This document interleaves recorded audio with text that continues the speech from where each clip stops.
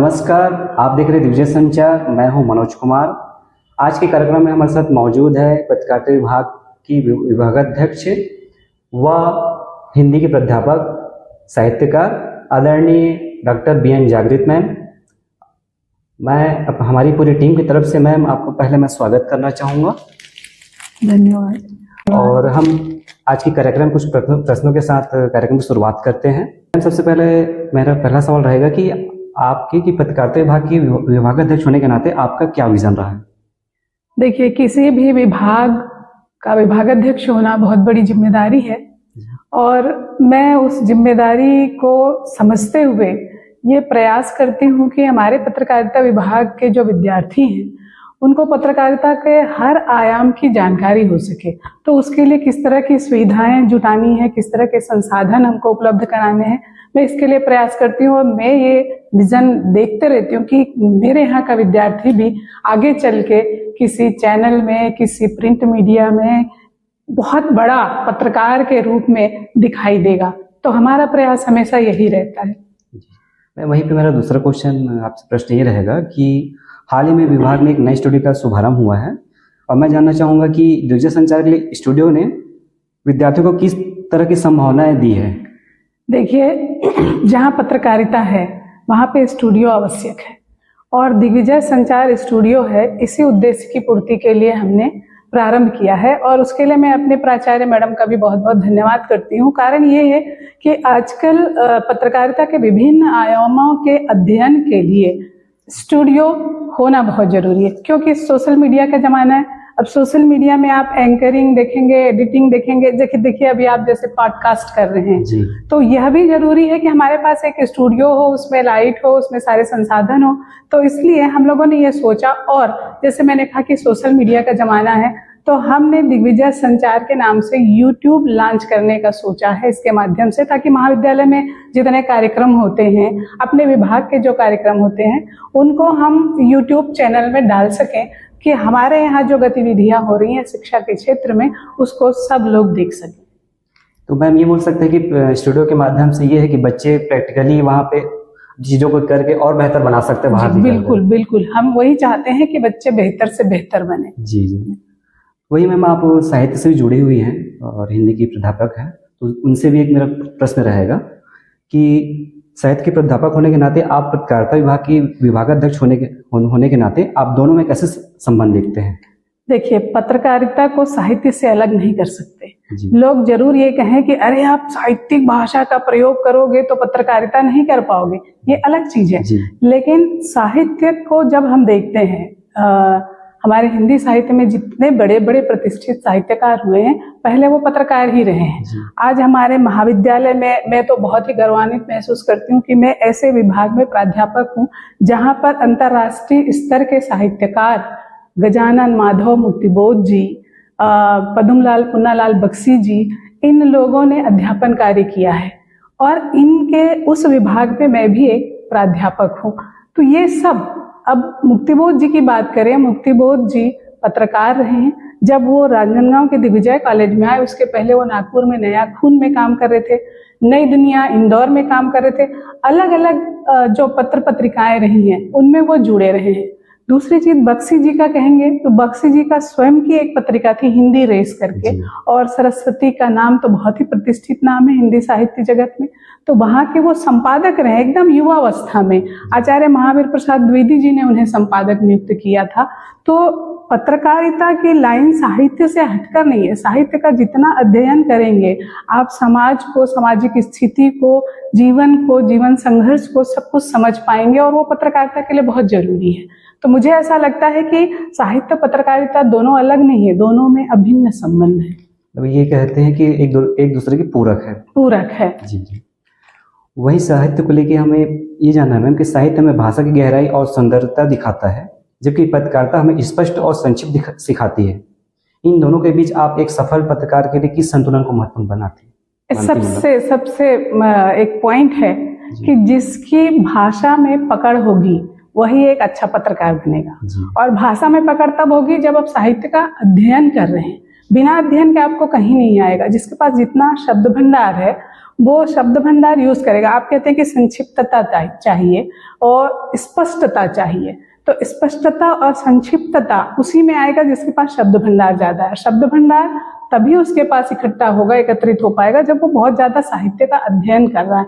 अभी देखिए, जो हम लोग पत्रकारिता देख रहे हैं, चाहे विशेष रूप से प्रिंट मीडिया में अखबार आ रहे हैं, अखबारों में देखिए बहुत वर्तनी की त्रुटियां हुई, स्पेलिंग मिस्टेक। तो उसका कारण क्या है? क्योंकि पत्रकार को उतना ज्यादा नॉलेज नहीं है शब्दों का, इसीलिए वो शब्द यूज कर ले रहा है। आजकल शुद्ध हिंदी की जगह हमारा ना तो शुद्ध हिंदी ना शुद्ध इंग्लिश, वो हिंग्लिश हो गया है। मतलब इंग्लिश के शब्दों को उसमें हम डाल दे रहे हैं। कभी ये होता था कि अरे ये अखबार है ना, इसका साहित्य बहुत अच्छा रहता है, इसलिए हम इस अखबार को पढ़ रहे हैं। ऐसे भी नामी अखबार हुए हैं, समाचार पत्र हुए हैं। तो ये स्पष्टता और संक्षिप्तता तभी आ पाएगी जब आप साहित्य से जुड़े हैं, भाषा आपकी मजबूत हो, जिसको कहते हैं ना प्रत्युत्पन्न मति। जी। तो वो जो हाजिर जवाब जिसको कहते हैं, ये आपको ब्रेकिंग न्यूज देना है एज ए पत्रकार, तो आपके पास शब्द रहेगा ना तो फटाफट आप बोल पाएंगे, और शब्द की कमी है तो आपको बोलने में थोड़ी हिचकिचाहट होगी। तो ये बहुत जरूरी चीज है कि साहित्य को भी वो जाने, पढ़े, अपनी भाषा को स्ट्रांग करे, मजबूत करे। और पत्रकारिता में ये है कि आजकल सरल शब्दों का ही ज्यादा उपयोग किया जाता है, और आजकल बोलचाल की भाषा को भी उपयोग किया जा रहा है। बिल्कुल, और ये जरूरी है, साहित्य में भी जरूरी है। कारण ये है कि हमारी जो जनता है, जो अखबार पढ़ रही है या सोशल मीडिया को देख रही है, अब हर कोई ऐसा नहीं है कि वो बड़े बड़े साहित्यकारों को पढ़ा है, उनके पास ऐसे कठिन कठिन क्लिष्ट जिसको कहते हैं वो शब्द हो, तो उनके लिए सरल शब्द भी होना चाहिए। लेकिन सरल शब्दों को बहुत अच्छे से कैसे व्यक्त करें, वह भी जानना बहुत जरूरी है। तो वो आपको साहित्य से मिलेगा। प्रेमचंद जी का नाम साहित्य में बहुत ऊंचे स्थान पे है। उनका साहित्य, आप उनकी कहानी पढ़ लीजिए, वो जितनी आसानी से आपको समझ में आएगा। तो हमारे जो क्लिष्ट कहे जाने वाले हैं, सरदार पूरन सिंह जी के निबंध आप पढ़ेंगे तो आपको लगेगा इसको मैं एक बार में नहीं, कम से कम 4 बार पढ़ूंगा तो मुझे समझ में आएंगे। तो इसीलिए सरल शब्दों का, भाषा सहज सरल हो ताकि हर कोई समझ सके, इसकी जानकारी होना भी आवश्यक है। मतलब साहित्य से ये है कि पत्रकारिता को एक अच्छा बयान दे सकते हैं, और साथ ही लोगों को ऐसे शब्दों से हम बता सकते हैं ताकि उनको ज्यादा प्रभाव पड़े या आसानी से समझ सके।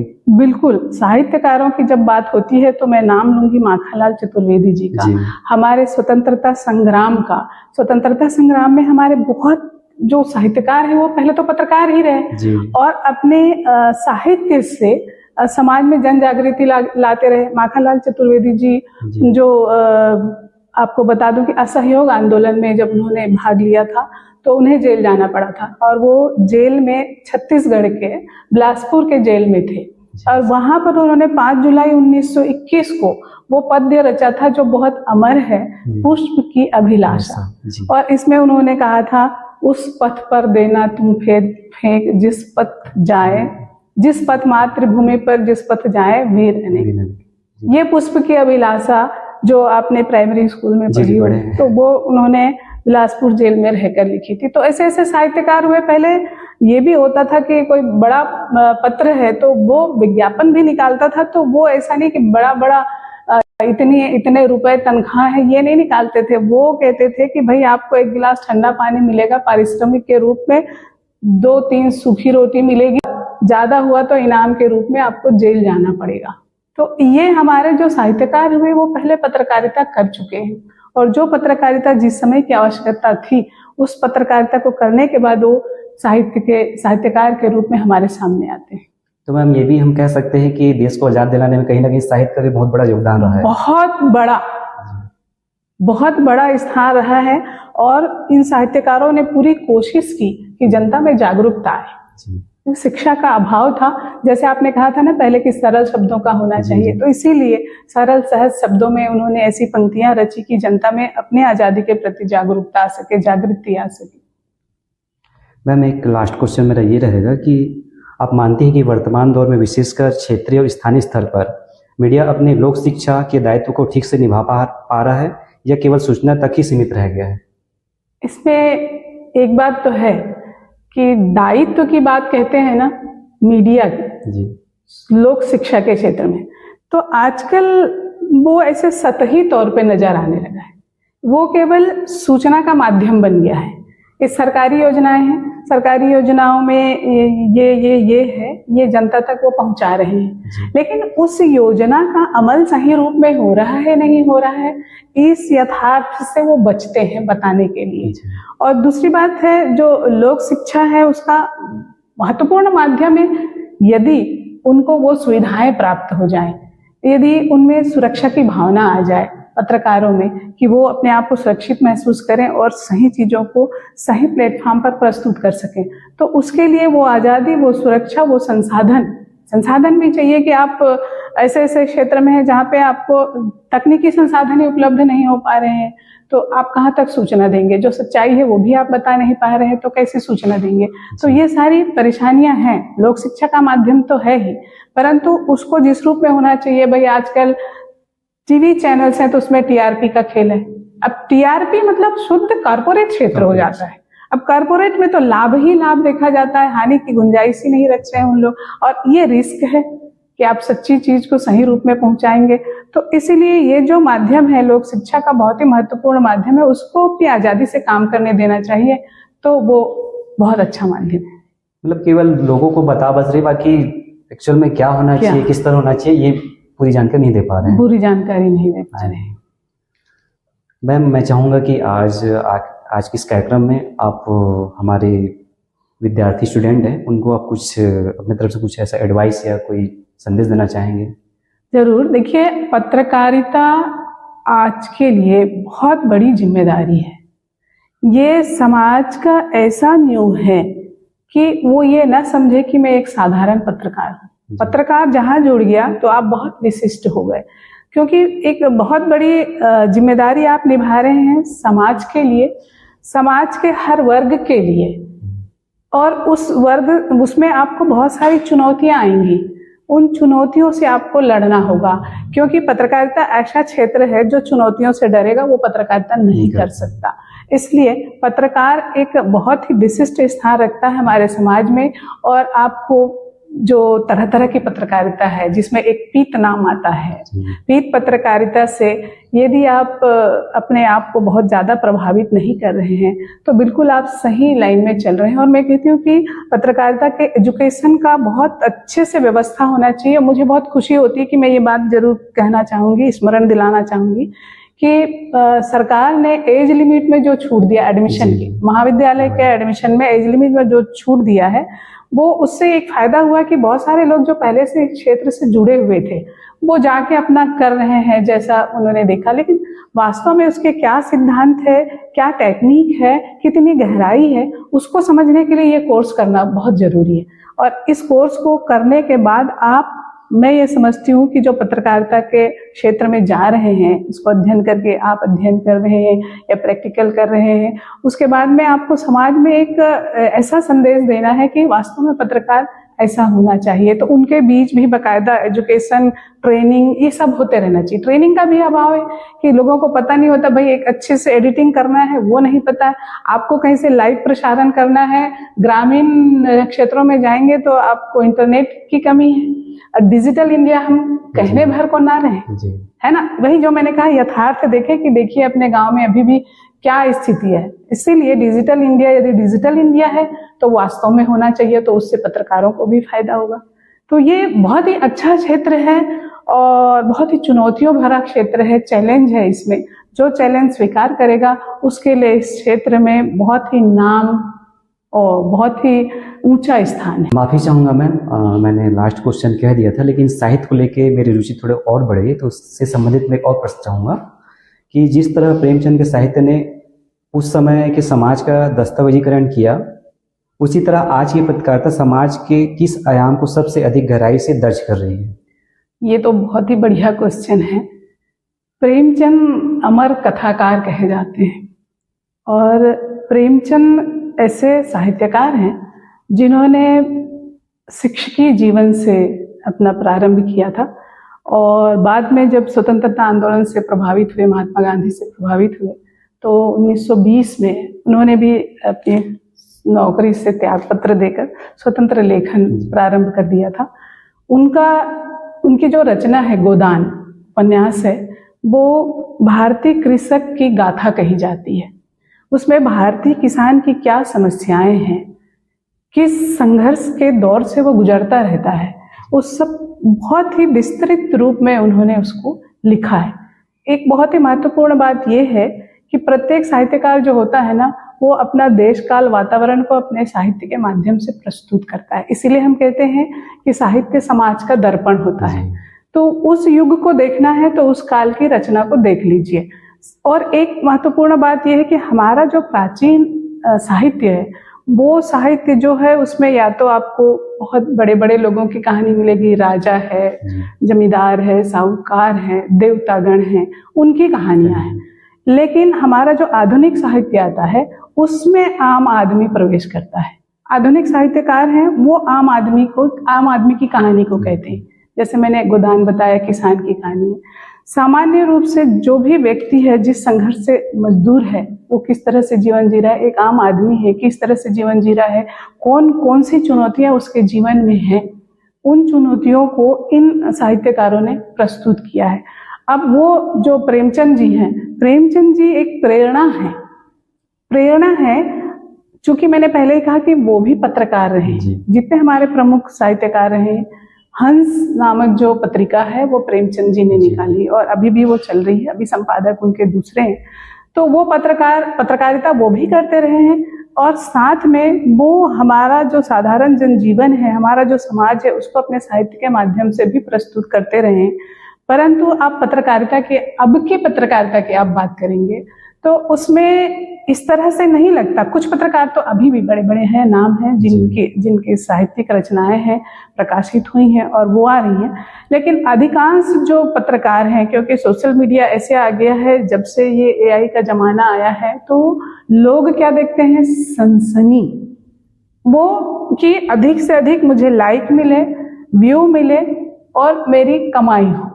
ये वाली जो धारणा लोगों के मन में बैठी है, तो वैसे जो काम कर रहे हैं, चाहे वो YouTube चैनल के माध्यम से कर रहे हो या अपने से जो भी वो सोशल मीडिया के माध्यम से करना चाह रहे हो, उनके दिमाग में इस तरह की बात है तो वो उतनी गहराई तक कहाँ पहुंच पाएंगे। गहराई तक पहुंचने वाले भी पत्रकार हैं, आज भी हैं, मैं किसी का नाम नहीं लूंगी, लेकिन आज भी बहुत सारे हैं। तो मुझे ये लगता है कि पत्रकार हैं वो लोग भी वास्तविक जीवन को समझें, केवल सनसनी में न रहें, कुछ देर की खुशी के लिए ही लोगों को खुश न करें, वास्तव में लोगों को खुशी मिले ऐसा संदेश दें, ऐसा वो माध्यम बने, तब ये होगा कि वास्तव में वो भी। आज की पत्रकारिता में आप क्या देखते हैं, राजनीतिक प्रपंच क्या चल रहा है, धर्म, जाति, दंगे, फसाद, लड़ाइयाँ और इस तरह की जो चीजें हैं, जो आप कह लीजिए कि ये लंबे समय तक चलने वाली दर्ज हो जाएगी, सत्ता का संघर्ष जो है।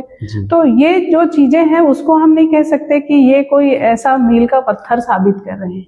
तो इनको ये चाहिए कि वास्तविकता जो है उसको वास्तविक रूप में प्रस्तुत करे, ताकि जो आम जनता है या आज का मनुष्य, उसकी आदत भी खराब ना हो कि वो यही देख रहा है क्षणिक और उसके बाद हाँ सब हो गया।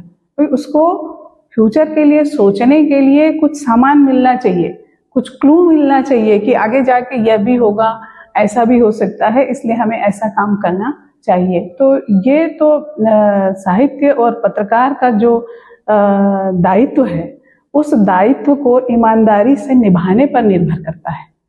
तभी आज का पत्रकार ईमानदारी से निभा रहा है तो उसका भी ये होगा कि सामाजिक दृष्टिकोण बहुत अच्छा है और एक बहुत अच्छा दस्तावेज वो भी देके जा रहा है। अन्यथा तो सिर्फ लाभ पे रहेंगे तो कुछ मिलने वाला नहीं। तो मैम, पहले के जो पत्रकार थे उनके साथ साहित्य का जुड़ा हुआ था कहीं ना कहीं पहले के समय में, लेकिन अभी के समय में वो चीज़ कहीं ना कहीं दिखाई नहीं देती। हाँ, यही तो बड़ी कमी है। यही बड़ी कमी है कि जो पत्रकार है वो अपने आप को ये समझे भाई कि मैं भी समाज का एक हिस्सा हूँ और समाज के लिए मुझे कुछ अच्छा करना है। केवल अपने लाभ के लिए देखेंगे तो फिर वैसा नहीं हो पाएगा जैसा कि हम लोग सोच रहे हैं। और पहले ये था ना कि हम कहते थे कि हमारे यहाँ शिक्षा का अभाव था, कहते थे या कह रहे हैं शिक्षा का अभाव। तो शिक्षा का अभाव के कारण जो जिन लोग पढ़े लिखे थे उन लोगों ने लेखन किया। अब तो ऐसा है कि स्कूल कॉलेजों के माध्यम से सरकार ने शिक्षा का प्रचार प्रसार करने का पूरा प्रयास किया है। उसके बावजूद यदि हमें इस तरह से साहित्य में रुचि रखने वाले या भाषा में पकड़ रखने वाले या लेखन करने वाले लोग नहीं मिल पा रहे हैं, और यदि वो उसी तरह पत्रकारिता कर रहे हैं तो कुछ हमें बहुत अच्छा फ्यूचर दिखाई नहीं देगा। और यदि वो करते हैं ऐसा, अपनी योग्यता का सही यूज करते हैं, तो हमें वो अच्छा दिखाई जरूर देगा। और मैं आसान्वित हूँ कि अभी जैसे पढ़ रहे हैं आप हैं, हमारे और भी विद्यार्थी हैं, अलग अलग फैकल्टी हैं इस कॉलेज में जो अध्ययन कर रहे हैं, न केवल इस कॉलेज में बल्कि पूरे अपने देश में जो लोग अध्ययन कर रहे हैं, वो लोग आगे चल के इस ओर जरूर कुछ काम करेंगे। जी मैम, आपने सही कहा। अंतिम में मैं आपको बहुत बहुत बधाई देना चाहता हूं कि पत्रकारिता विभाग को दिग्विजय महाविद्यालय में लगभग 2 दशक पूरे हो चुके हैं, तो उनकी उपलब्धि के बारे में आपसे कुछ चर्चा करना चाहता हूं। बधाई के लिए आपको बहुत बहुत धन्यवाद। और जो उपलब्धि की बात कह रहे हैं, एक उपलब्धि तो आप हैं जो हम पॉडकास्ट कर रहे हैं यहाँ पर। ये सबसे बड़ी उपलब्धि की दिग्विजय संचार जो स्टूडियो की स्थापना हुई, क्योंकि जब 2006 में आदरणीय मोहब्बे मैडम थी, उन्होंने पत्रकारिता का प्रारंभ यहाँ करवाया था, प्राचार्य थी, और तब से लेकर ये लगातार चलता आ रहा है और विद्यार्थियों की संख्या बढ़ती आ रही है। पहले 25 सीट से शुरुआत हुई थी, फिर 40 सीट और आज की डेट में 50 सीट है। तो हम पूरा प्रयास करते हैं बीच में हर चीज को, हर क्षेत्र को, जिस तरह से कोरोना ने प्रभावित किया, तो इस तरफ भी कोरोना ने बहुत प्रभावित किया। शिक्षा को तो बहुत ही ज्यादा प्रभावित किया है, और आप जान रहे हैं कि उसी प्रभाव से आज हर किसी के हाथ में मोबाइल है, और उस मोबाइल का किस तरह से यूज हो रहा है उसको भी आप देख रहे हैं। तो इन सब से गुजरते हुए आज भी हमारे पास इतने विद्यार्थी हैं। विभाग के नाम से यूजी कोर्स ही यहाँ संचालित है। पहले BJMC के नाम से ये कोर्स चल रहा था, यूजी का स्नातक पाठ्यक्रम। उसके बाद BAJMC हुआ, और उसके बाद अब चूंकि ये कुशाभाऊ ठाकरे विश्वविद्यालय से एफिलेटेड है, तो वहाँ पर ये नाम परिवर्तन उन्होंने किया, और इस बार BAMC हो गया है। और NAP जो लागू हुई, तो हमारे यहाँ क्या था कि ये पत्रकारिता कोर्स में पहले भी सेमेस्टर सिस्टम था, और NAP पे तो सेमेस्टर सिस्टम है ही। बस एक अंतर हुआ है कि पहले ये 3 साल का कोर्स था, अब NAP में 4 साल का, प्रत्येक ग्रेजुएशन है वो 4 साल का हो गया, तो ये 4 साल का हो गया। एक ये अंतर आया है। लेकिन उपलब्धि के तौर पे मैं देखती हूँ कि बड़े अच्छे अच्छे पत्रकार मेरे यहाँ से निकले हैं। कोई दिल्ली में जॉब कर रहा है, कोई ETV में जॉब कर रहा है। मेरे यहाँ जो शिक्षिका है कुमारी विभा सिंह, जिनके निर्देशन में ये पॉडकास्ट आप कर रहे हैं, मुझे बताते हुए बहुत अच्छा लगता है कि ETV हैदराबाद के लिए उनका सिलेक्शन हुआ था। फिर उन्होंने इंडिया टाउन TV में भी एंकरिंग का काम किया, और अभी यहाँ वो अध्यापन कर रही हैं। जो अन्य जो 2 शिक्षक हैं वो प्रिंट मीडिया के क्षेत्र से जुड़े रहे हैं। मेरे यहाँ अमितेश सोनकर हैं, वो पत्रिका हरिभूमि, दैनिक भास्कर जैसे प्रिंट मीडिया से जुड़े रहे हैं। रेशमी साहू जो मैडम हैं, वो भी प्रिंट मीडिया से जुड़ी रही हैं, अलग अलग अखबारों में उन्होंने काम किया। तो कुल मिलाकर उनका जो अनुभव है, वो अनुभव हमारे विद्यार्थियों के बहुत काम का आ रहा है। अब पॉडकास्ट में आपने, जब मैडम ने आपको बताया होगा कि आपको ये करना है, तो आपको समझ में आया होगा कि उनको कैसे पता है, क्योंकि थ्योरी पढ़ लेने में बस से आपको सब कुछ नहीं आता है। जब तक आप प्रैक्टिकल नहीं करेंगे, तो ये सब लोग प्रैक्टिकल कर चुके हैं, चाहे वो प्रिंट मीडिया हो, इलेक्ट्रॉनिक मीडिया हो। तो इसीलिए उसका एक पहले जो प्रारंभ में खुला था हमारे यहाँ ये कोर्स, उसमें और अभी में जमीन आसमान का अंतर हमको दिखाई देता है। बहुत अच्छा लगता है कि जो विद्यार्थी आते हैं बहुत समर्पित होते हैं और वो जानना चाहते हैं एक एक चीज को। इसीलिए हमारी ये कोशिश रहती है कि हम किस तरह से इनको बताएं। कभी हम इनको किसी टीवी चैनल का भ्रमण कराते हैं कि आप देखिए एडिटिंग, एंकरिंग, स्टूडियो, सारा चीज कैसे होता है, क्योंकि पूरा पूरा उतना बड़ा स्टूडियो हमारे पास नहीं है, और ऐसी आशा है कि आगे चलकर ऐसा बड़ा स्टूडियो बन जाए। तो वो हम दिखाते हैं, उनको बताते हैं कि इसकी प्रक्रिया पूरी कैसी चलती है। कभी हम प्रिंट मीडिया में ले जाते हैं, अपने यहाँ बहुत पुराना प्रेस सवेरा संकेत अखबार का है, तो उस प्रेस में ले जाके दिखाते हैं कि देखिए किस तरह से प्रिंट होकर अखबार है वो निकलता है, लोगों के हाथों में पहुंचता है।